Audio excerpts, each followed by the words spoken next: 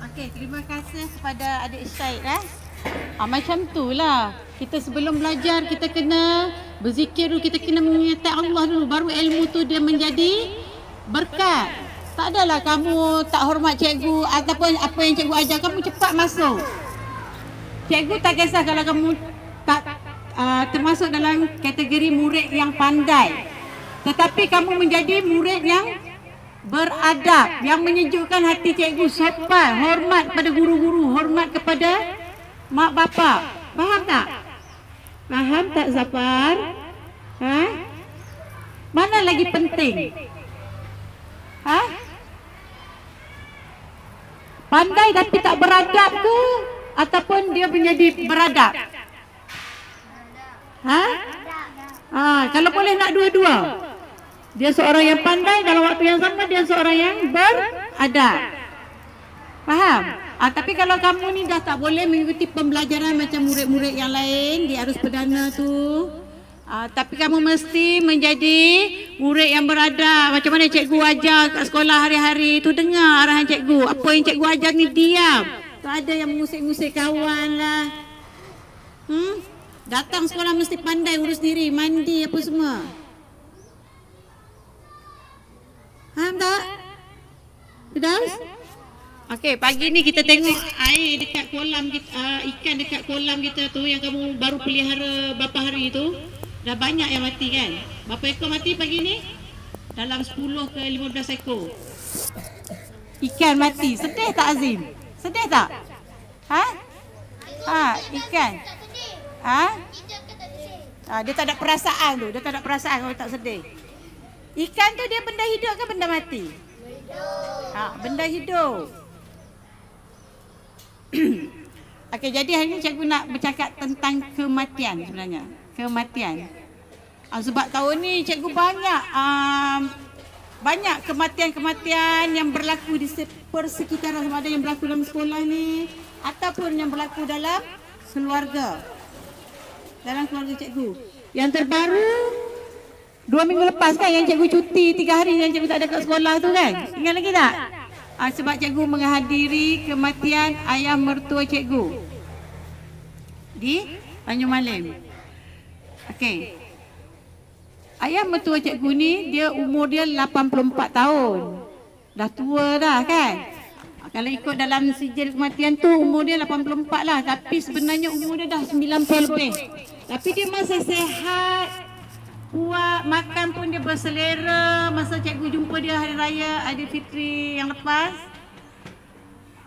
bila cikgu balik ke sini dalam 2 minggu, cikgu dapat panggilan kata ayah mertua cikgu yang sehat, yang cergas tu tiba-tiba jatuh sakit. Dia demam. Tak lama. Dalam 3 hari selepas tu ditakdirkan sebelum cikgu datang sekolah, pukul 6 pagi cikgu dapat panggilan, kata ayah mertua cikgu tu baru saja menghembuskan nafas yang terakhir sebaik sahaja selepas azan subuh. Jadi cikgu pun hari itu bergegaslah balik ke Tanjung Malim. Jadi cikgu nak cerita kat sini bukan kematian tu. Cikgu nak cerita kat sini tentang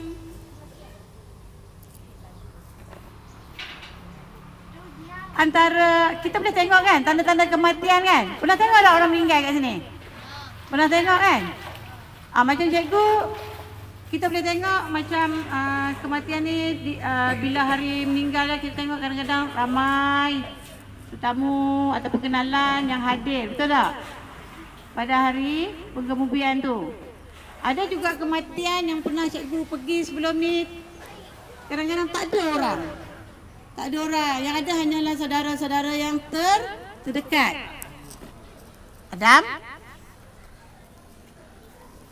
Okey, apa yang cikgu nak cerita kat sini ya? Hari kematian ayah mertua cikgu tu pada hari tu hari Rabu. Hari Rabu tu semua orang bekerja. Betul tak? Hari Rabu adalah hari semua orang bekerja. Tapi pada hari itu, pada hari menyembayangkan jenazah tu, cikgu nampak Sepatutnya hari tu ramai yang datang. Ustaz, stop Ustaz.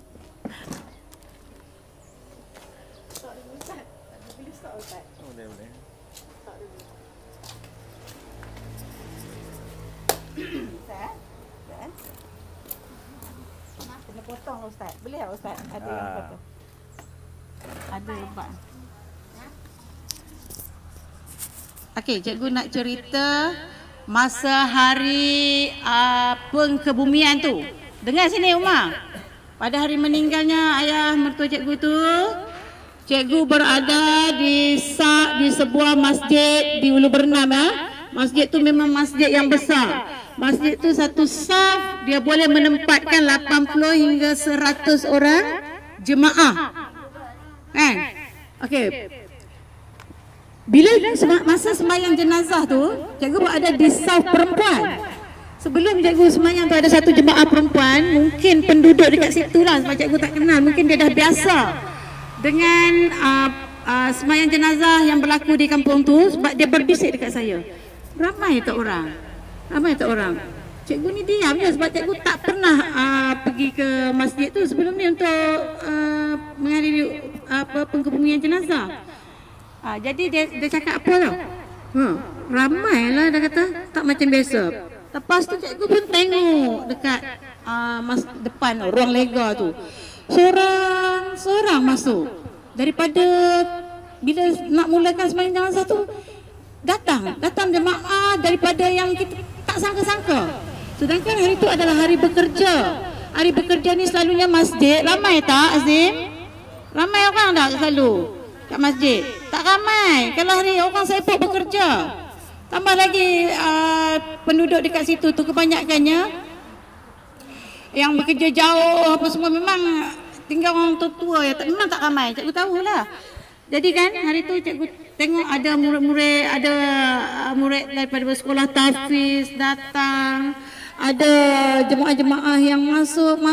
Cikgu kira-kira sampai nak dekat 5 hingga 6 saf. Okey, apa yang ayah cikgu dah kahwin dengan suami cikgu dah 22 tahun. Bermakna cikgu dah kenal ayah mertua cikgu dah 22 tahun. Okey, apa amalan yang selalu cikgu tengok ayah mertua cikgu ni buat? Yang pertama cikgu tengok dia memang seorang yang selalu mengimarahkan masjid.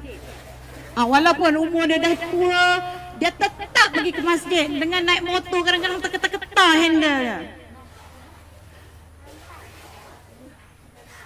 Cuma bila dia dah pernah aksiden ketika nak pergi ke masjid tu, barulah anak-anak nasihat ayah tak payah pergi masjid, mata pun dah tak nampak, dah kabur kan. Bila dia start jatuh tu pun mulalah sendi-sendi yang lain pun dia dah mula melarat, tak larat apa semua kan. Jadi dia hanya bersemayang di rumah. Tapi walaupun dia semayang dekat rumah, dia masih lagi, dia antara orang yang masih menunggu azan. Setiap kali semayang dia mesti nak semayang awal waktu. Ni cikgu tengok ni start daripada cikgu kahwin dulu. Daripada awal sampailah akhir. Cikgu kahwin dah tadi dah berapa tahun cikgu kata? 22 tahun dah. 22 tahun tu dah cikgu tengok amalan dia. Dia sangat istiqamah untuk sembahyang di awal waktu. Okey, lepas tu dia selalu puasa. Walaupun umur dia dah tua, dah 84 dah. Tapi sebenarnya dia bukan 84. Cikgu yakin dia lebih tua pada tu. Sebab orang tua-tua dulu dia lambat buat IC kan. Mungkin dalam 90 lebih. Dia selalu berpuasa. Sampailah cikgu rasa Aidilfitri yang lepas dia masih berpuasa 6. Dia masih selera makan, cikgu kata kan. Masih berselera, masih kuat untuk melakukan ibadah puasa 6.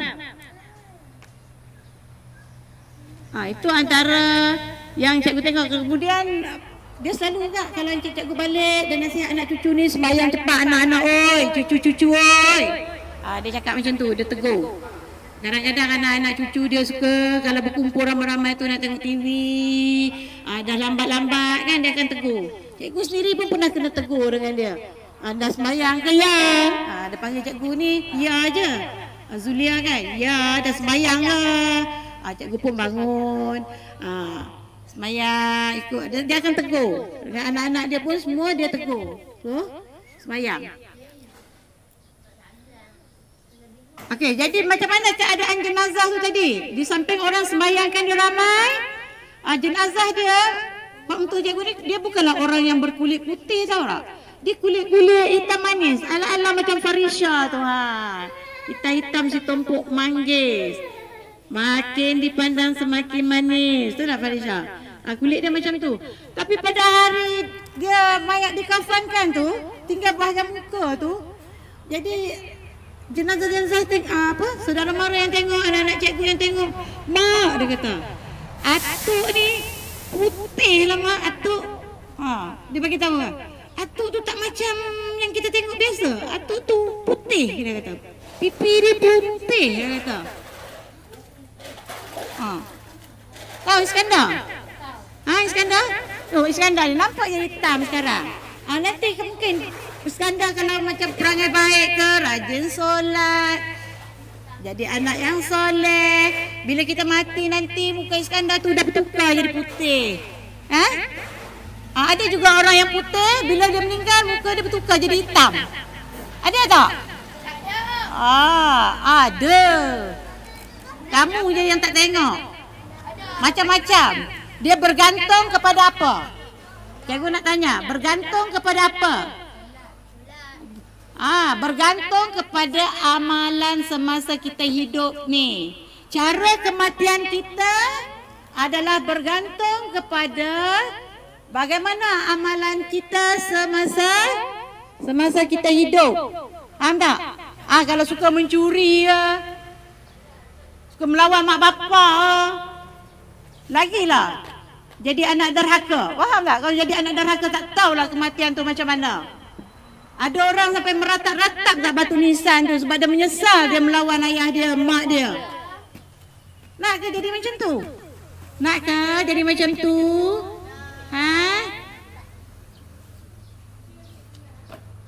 Sayang tak mak ayah kamu? Sayang. Okey, jadi yang pertama tadi cikgu tengok wajah ayah mertua cikgu dia putih, walaupun sebenarnya masa hidup dia mempunyai warna kulit yang hitam-hitam manis.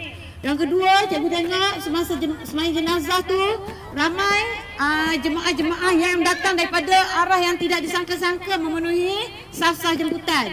Dan yang ketiga, ketika di tanah perkuburan 2 minggu lepas cuaca sangat panas. Dia tak macam yang sekarang ni. Sekarang ni dah musim hujan kan, hari-hari ada hujan. Jadi kita rasa sejuk. Tapi 2 minggu lepas cuaca sangat panas. Nak berjemur pun cikgu takut. Tambah lagi cikgu ni ada darah tinggi. Kalau awak berjemur takut jadi stroke ke tumbang tiba-tiba kan. Tapi di tanah perkuburan tu, ayah mertua cikgu ni dia ditanam selepas sembahyang Zuhur. Jadi cuaca sejuk ke panas selepas Zuhur tu? Pukul 1:30 tengah hari tu panas ke sejuk? Panas. Faham tak? Jadi kan di tanah perkuburan tu walaupun cuaca panas, tetapi datang angin sepoi-sepoi bahasa yang menyebabkan urusan menggali kubur tu dia jadi mudah. Orang yang buat kerja tu pun senang. Jadi urusan tu jadi lancar. Okey, lepas ni cikgu nak panggil Ramadan lah bercerita kat sini pula. Boleh tak? Siapa nak bercerita lepas ni? Cikgu nak panggil bercerita kat depan ni pula. Okey, itu antara tanda-tanda kematian yang cikgu nampak. Mungkin apa yang cikgu cerita tentang ayah mertua cikgu dia lebih baik lagi apa yang dia buat yang cikgu tak nampak di sisi Allah. Aidil Wafi Muiz. Okey. Okey itu saja ceramah cikgu pada hari ini. Nanti cikgu